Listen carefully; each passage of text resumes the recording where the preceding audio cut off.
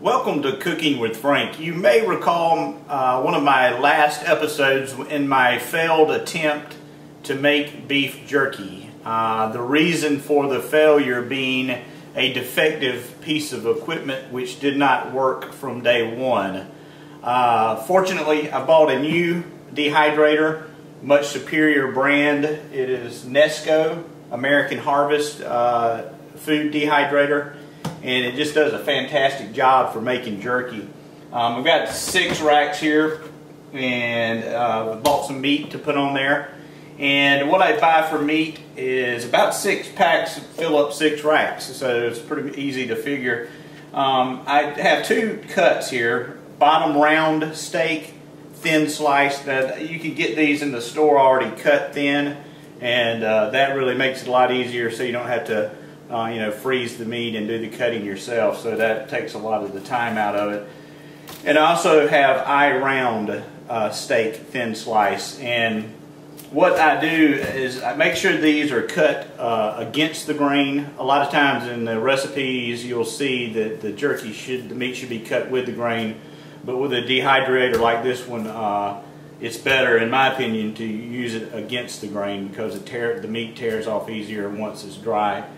And so what I'll do is I'll take these pieces of meat and cut them probably 1/2 inch wide slices, maybe 1 inch wide slices, and marinate them. I'll marinate them for several hours, and at least several hours, and probably overnight. It won't hurt.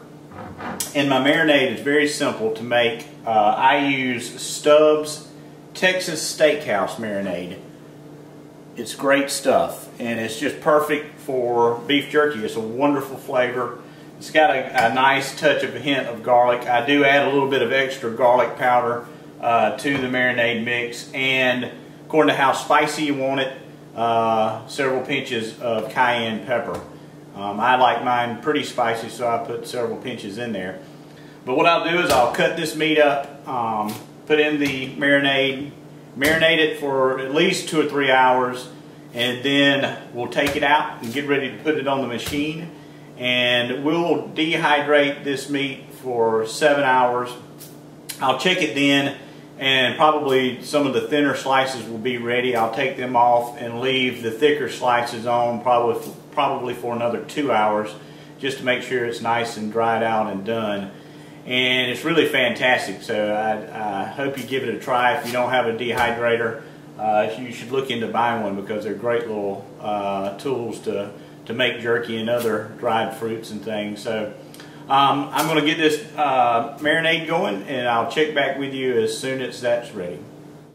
Okay, we've had the meat marinated in the Stubbs Texas Steakhouse marinade overnight. It smells garlicky, spicy, and fantastic. So what we're going to do now is place the meat onto the dehydrator. And like I said, I've got 6 racks here. Try to place the meat evenly across all 6 racks. Avoid touching pieces if you can. I've got a lot of meat here, so I'm going to have to put it in there pretty closely.